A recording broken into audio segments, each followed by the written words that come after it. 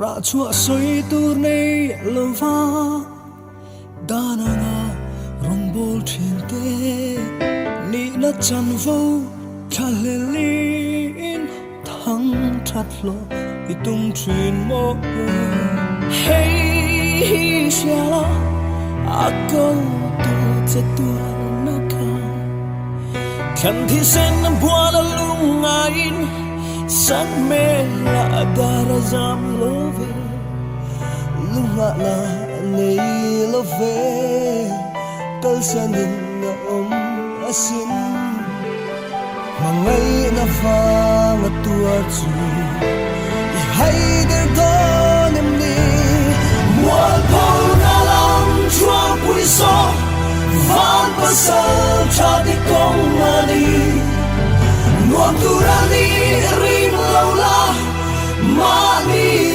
la murani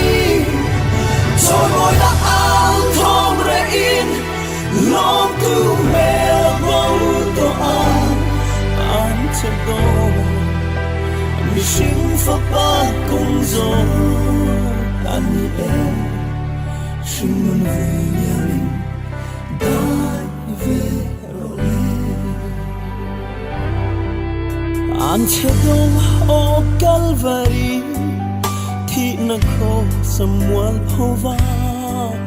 kharau shuai na nun changa khen be a om to te chu kho vela ka ti shani na om to di sedana nung lovin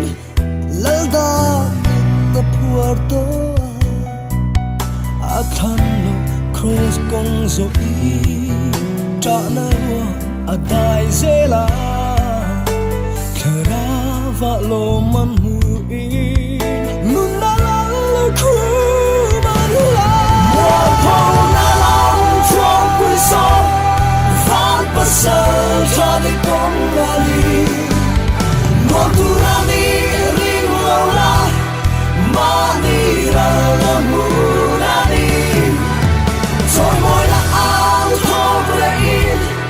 long tu me la bonito an che do mi sing fa pa kong so ai be sing vi mi da ve ro le wal po na long chua pui so van pasal cha de kong ali nuam turani ring lola mani la murani soy moi la al thom re in long tu me la bonito an che go mi sing fa pa kong so ai be sing vi yarin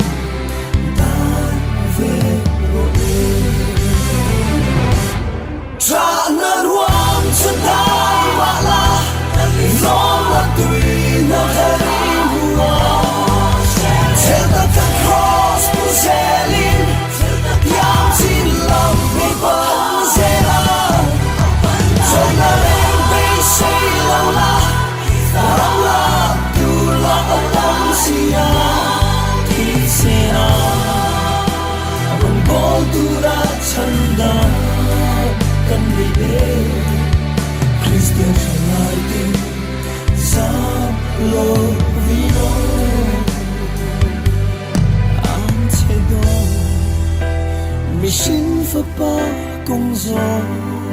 ani e shin nun ve